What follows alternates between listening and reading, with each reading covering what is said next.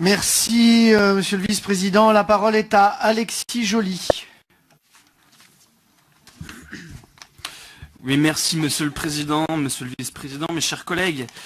Les toutes premières lignes de ce rapport sur les orientations budgétaires marquent vos priorités, qui non sans manquer d'originalité, restent sans surprise et manquent d'ambition.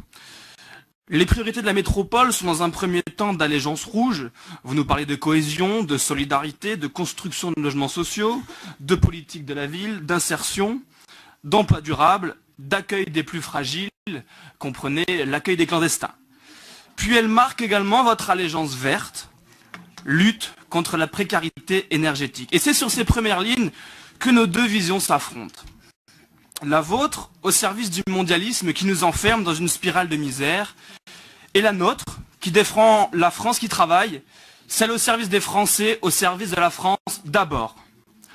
Vous vous drapez dans le drap de la solidarité, mais derrière, ce sont des dizaines de millions d'euros qui sont prélevés sur les travailleurs en direction de votre politique de la ville, pour des quartiers toujours très spécifiques, avec pour résultat zéro.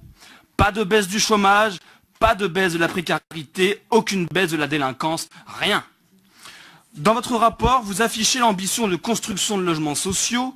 Bien sûr que nous y souscrivons. Bien sûr que nous voulons protéger les Français les plus fragiles, mais les Français d'abord. Nous sommes comme 54% des Français qui, selon un sondage Cevipof en date du 8 janvier 2017, sont favorables à la préférence nationale, et c'est ce que mettra en place la candidate Marine Le Pen dès le mois de mai. Sur le volet de la création d'emplois, vous mettez toute votre confiance dans l'économie sociale et solidaire, et nous devons là aussi nous entendre sur les mots.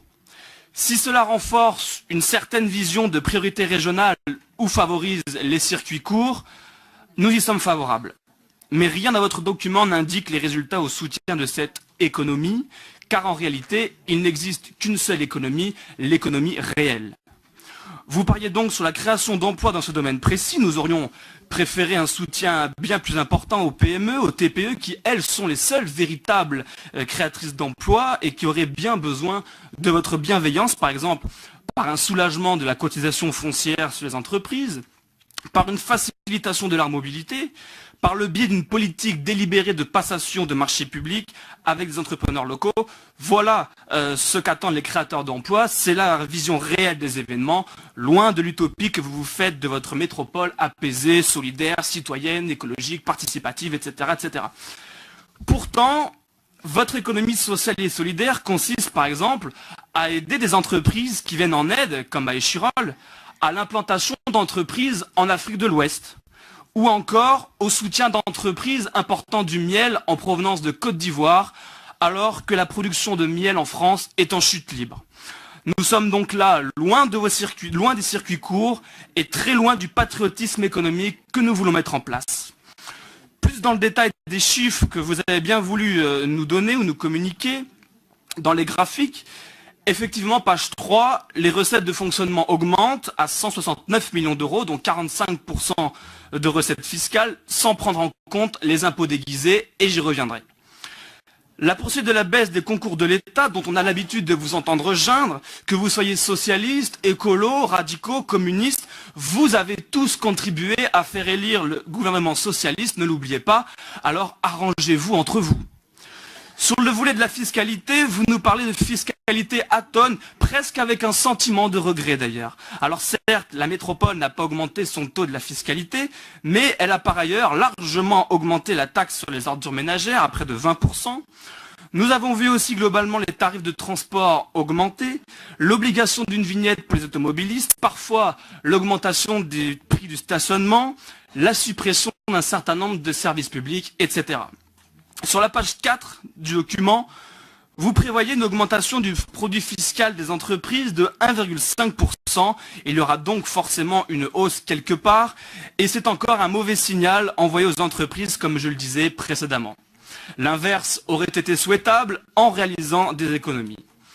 Pourtant, votre document annonce en page 12 que la redevance spéciale des dépôts des artisans déchetterie va augmenter. C'est donc un poids supplémentaire contre la création d'emplois. Le produit fiscal en provenance des ménages augmente de 0,5%. Il aura tendance à baisser au fil du temps, non pas grâce à une baisse des taux, mais simplement du fait du nombre de ménages non imposables. Et pour donner un exemple que je connais bien d'ailleurs, la moitié des foyers échirolois n'est pas imposable, l'autre moitié contribuant donc pour elle. Et vous le savez, en tout cas les bons gestionnaires le savent, eux, que moins de produit fiscal, c'est moins d'investissement et c'est plus d'endettement. La page 5 de votre document nous indique que les habitants de la métropole sont davantage taxés, notamment à cause, je le disais, de la hausse de la taxe des enlèvements sur les ordures ménagères et de la redevance assainissement, et que les dépenses de fonctionnement augmentent de 15,5 millions d'euros dû au transfert de compétences. Y a-t-il eu pour autant une baisse semblable des dépenses de fonctionnement dans les communes de la métropole? Rien n'est moins sûr. Sur le volet de la masse salariale, la métropole tient ses promesses de l'année passée. Lors du vote du budget, on nous annonçait une hausse de 2,5% de la masse salariale. Ferrari l'a dit, Ferrari l'a fait. Ce sera donc une hausse de 2,5% à 64,3 millions d'euros. La maîtrise des charges de fonctionnement est annoncée, c'est une bonne chose, bien qu'une réduction de son coût aurait été bienveillante, cela par la réduction d'autres sources d'économie. L'année 2017 verra son investissement maintenu, mais nous n'avons pas à vous féliciter, c'est votre rôle, c'est aussi la mission de la métropole. Sur la page 10, le document informe les taux monétaires négatifs, une aubaine pour les collectivités, mais cela n'est pas de votre fait, ni du fait du président de la République d'ailleurs, et cela ne signifie d'ailleurs pas que la situation financière soit excellente ou que les finances publiques n'aient pas besoin d'être assainies. Le document nous rappelle à bon escient qu'en 2016, la dette s'est creusée de 50 millions d'euros et que l'addition de la dette de la métropole, plus les dettes récupérables, plus le SMTC, représente 935 millions d'euros. L'année prochaine, peut-être 1 milliard, sans prendre en considération les garanties d'emprunt. Nous prenons donc acte de ce rapport sur les orientations budgétaires et nous attendons la présentation du budget et de l'étude de celui-ci. Je vous remercie.